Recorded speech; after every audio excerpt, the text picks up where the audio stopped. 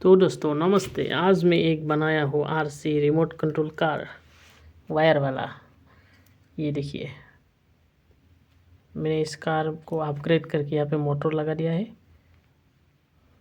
और साथ ही में एक वायर से कनेक्ट किया हूँ। यहाँ पे है एक लिथियम सेल और यहाँ पे एक स्लाइड स्विच को मैंने इस तरह से सोल्डरिंग किया है कि इस तरफ करेंगे तो ये ऐसे जाएंगे। दिखाता हूँ,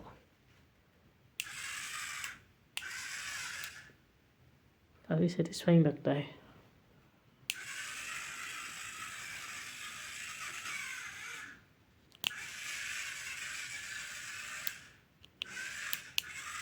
स्टीयरिंग का ऑप्शन नहीं है इसमें बस।